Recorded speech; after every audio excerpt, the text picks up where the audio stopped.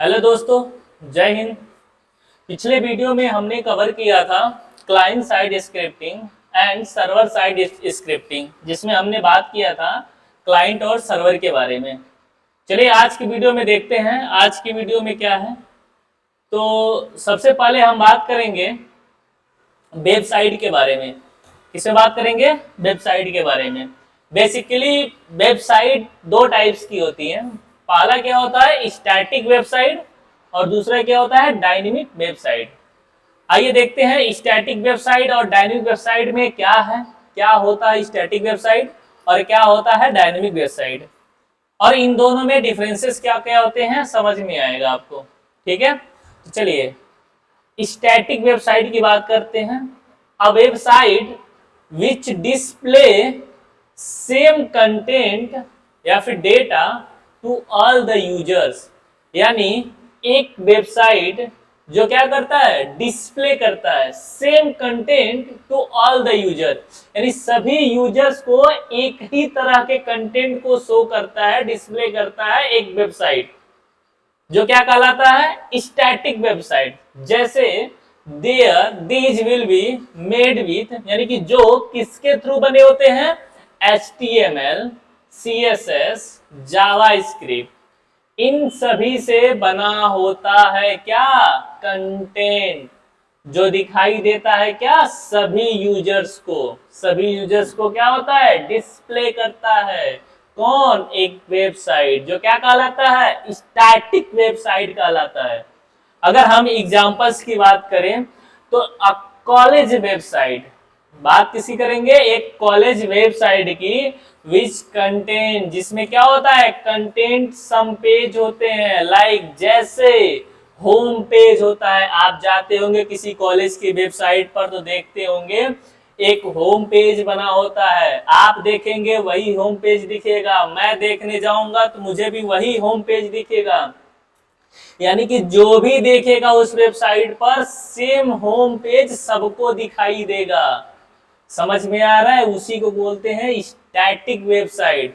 जैसे आप जाएंगे अबाउट अस खोलेंगे तो उसकी जो अबाउट अस में जो भी डिटेल रखी गई होगी वो सभी सेम सभी को दिखाई देगी। ऐसा नहीं है कि हमें अबाउट अस में कुछ और दिखेगा उसी वेबसाइट में और उसी वेबसाइट पे आपको अबाउट अस में कुछ और दिखेगा। ऐसा नहीं होता है। इसमें जो भी कंटेंट होता है, जो भी डेटा होता है, वो सेम होता है सभी यूजर्स के लिए। समझ में आ रहा है? जो भी गैलरी होगा, जो भी प्लेसमेंट रिकॉर्ड्स होंगे, वो सभी के लिए सेम डेटा होता है। वही क्या कहलाता है? स्टैटिक वेबसाइट कहलाती है। तो समझ में आ रहा है? Static website is a website which displays same content to all the users, which will be made with HTML, CSS, JavaScript, etc. ये सभी क्या होते हैं? स्टैटिक वेबसाइट होते हैं। समझ में आ रहा है भैया? चलिए बात करते हैं डायनेमिक वेबसाइट की। किसकी बात करेंगे हम? डायनेमिक वेबसाइट की। चलिए, अ website which display different output for different user. अब देखिए स्टैटिक वेबसाइट में क्या था कि जो भी कंटेंट था सेम सभी को दिखाई दे रहा था, सभी यूजर्स को सेम डिस्प्ले हो रहा था। लेकिन हम क्या डायनेमिक वेबसाइट में क्या हो रहा है कि अ website which display different output for different user, यानी कि अलग अलग लोगों के लिए अलग अलग आउटपुट डिस्प्ले होता है। डिफरेंट डिफरेंट आउटपुट्स क्या होते हैं? डिस्प्ले होते हैं। There will be made with, और ये किसके बने होते हैं भाई? किसके थ्रू बने होते हैं? ASP.NET, PHP, स्प्रिंग, जावा एक्सेट्रा चीजों से क्या होते हैं? बने होते हैं। समझ में आ रहा है भैया? चलिए अगर एग्जांपल्स की बात करें तो जीमेल, जीमेल क्या है? Is a example of an dynamic website. कैसे कैसे जीमेल आपका डायनेमिक वेबसाइट है? देखिए, because it will be give different output for different user. भैया जीमेल, जब हम अपना जीमेल अपना अकाउंट खोलेंगे तो मेरे जीमेल पे मेरा पूरा डिटेल दिखेगा, आपके जीमेल पर आपका पूरा डिटेल दिखेगा, यानी कि मेरे पे जो डिस्प्ले होगा वो मेरा डिटेल सारा डिस्प्ले करेगा, आपका पे जो जीमेल लॉगिन करेंगे आपका पूरा डिटेल दिखेगा। यानी कि जीमेल तो एक ही है, अब इसमें डिफरेंट यूजर्स के लिए क्या हो रहा है, डिफरेंट डेटा डिस्प्ले हो रही है, जो कि क्या कहलाता है, डायनेमिक वेबसाइट कहलाता है। ठीक है। अब जैसे नेट बैंकिंग हो गया, जब नेट बैंकिंग के लिए जाते हैं, आप अपना अकाउंट का डिटेल ओपन करते हैं तो मेरा मेरे में खुलता है, आपका आपके में खुलेगा। यानी कि नेट बैंकिंग का प्रोसेस एक ही है, लेकिन दो डिफरेंट यूजर्स के लिए डिफरेंट डिफरेंट चीज़ें डिस्प्ले होती हैं, जो क्या कहलाता है, डायनेमिक वेबसाइट कहलाता है। समझ में आ रहा है? चलिए हम बात करेंगे इन सम कॉलेज वेबसाइट। अब कुछ कॉलेज वेबसाइट्स में स्टूडेंट चेक देयर अटेंडेंस, जब स्टूडेंट अपना क्या करते हैं, अटेंडेंस चेक करते हैं, marks in exam, fees, due fees, ये सब चीज़ें चेक करते हैं, तो सभी बच्चों का अलग अलग होता है, सभी का अटेंडेंस अलग होगा। हम अगर अपना अटेंडेंस चेक करते हैं तो मेरा अलग अपना अटेंडेंस चेक दिखाए डिस्प्ले होगा, उनका अपना अलग डिस्प्ले होगा। तो डिफरेंट यूजर्स के लिए डिफरेंट डेटा डिस्प्ले होना क्या कहलाता है, डायनेमिक वेबसाइट कहलाता है। समझ में आ रहा है भैया? चलिए बात करते हैं वेबसाइट और वेब एप्लीकेशन के बारे में।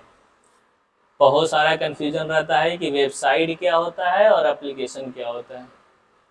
चलिए आज ये कंफ्यूजन आपका दूर करते हैं। तो वेबसाइट जो होता है, website is a collection of static web page. अब जो वेबसाइट होता है वो क्या होता है, एक कलेक्शन होता है। किसका कलेक्शन होता है, स्टैटिक वेब पेज का कलेक्शन होता है। क्या कहलाता है, वेबसाइट कहलाता है। यानी कि वेबसाइट क्या है, website is a collection of static web page. समझ में आया? तो बात करते हैं दूसरा वेब एप्लीकेशन की। तो वेब एप्लीकेशन क्या होता है, तो web application is an collection of dynamic web page का कलेक्शन होता है। किसका होता है कलेक्शन, डायनेमिक वेब पेज का। यानी कि वेब एप्लीकेशन क्या होगा, web application is a collection of dynamic web page. ठीक है। अब इसमें एक मेजर डिफरेंसेस बता रहे हैं आपको। ऑल द वेब ऐप, यानी कि सभी web app can be website, यानी कि जितने भी वेब ऐप हैं ये वेबसाइट हो सकते हैं, लेकिन all the web app, all the website can't be web app, यानी कि जितने भी वेबसाइट हैं वो कभी वेब ऐप नहीं हो सकते हैं। समझ में आ रहा है भैया? जितने भी वेब ऐप है वो सभी क्या हो सकते हैं, वेबसाइट हो सकते हैं, लेकिन सभी वेबसाइट वेब ऐप नहीं हो सकता। यहाँ तक समझ में आ रहा है? आइए आइए चलिए कुछ आपको फुल फॉर्म के बारे में बताते हैं। जहाँ पे MAD क्या है, MAD का फुल फॉर्म क्या है, मोबाइल एप्लीकेशन डेवलपर। बहुत सारे डेवलपर होते हैं भैया, कुछ लोग मोबाइल एप्लीकेशन डेवलपर होते हैं, कुछ लोग SAD होते हैं यानी कि सॉफ्टवेयर एप्लीकेशन डेवलपर होते हैं, कुछ लोग BAD होते हैं जिसको बैड बोलते हैं भैया, बैड बिजनेस एप्लीकेशन डेवलपर होते हैं। समझ में आ रहा है? ठीक है। और कुछ होते हैं WAD, वेड, वेड मीन्स क्या होता है, वेब एप्लीकेशन डेवलपर। और यही तो हम पढ़ रहे हैं भैया, वेब एप्लीकेशन डेवलपर ही तो पढ़ रहे हैं। चलिए आइए बात करते हैं अब हम इन ASP.NET। किस में बात करेंगे, ASP.NET वी कैन डेवलप। हम क्या डेवलप कर सकते हैं, एनी वेब एप्लीकेशन। वाह, यानी कि हम ASP.NET में we can develop any web application with 2 और मोर लैंग्वेज, यानी कि 2 या 2 से अधिक लैंग्वेज के साथ हम क्या डेवलप कर सकते हैं भाई, एक वेब एप्लीकेशन डेवलप कर सकते हैं। लाइक जैसे कौन कौन से लैंग्वेज है, C# हो गया, VB हो गया, VJ हो गया, VJSAP हो गया, etcetera. This is called language interoperability. क्या होता है, इसको क्या कहते हैं, इस लैंग्वेज से क्या बोलेंगे, लैंग्वेज इंटरपरेबिलिटी लैंग्वेज कहलाती है। You need not use only one language, हम एक ही लैंग्वेज की आवश्यकता के अनुसार नहीं कर सकते हैं, जैसे PHP हो या फिर जावा हो। समझ में आ रहा है? चलिए, इस वीडियो को अगर आपको बहुत अच्छा लगा हो तो वीडियो को लाइक करिएगा। जो चीज़ें नहीं समझ में आई होगी प्लीज़ उसे कमेंट करके लिखिएगा, हम उन सब चीज़ों को अगले वीडियो में कवर कर लेंगे। Thank you very much. अगर वीडियो अच्छा लगा हो तो वीडियो को लाइक करिएगा, चैनल को सब्सक्राइब करिएगा। Thank you very much. Bye bye.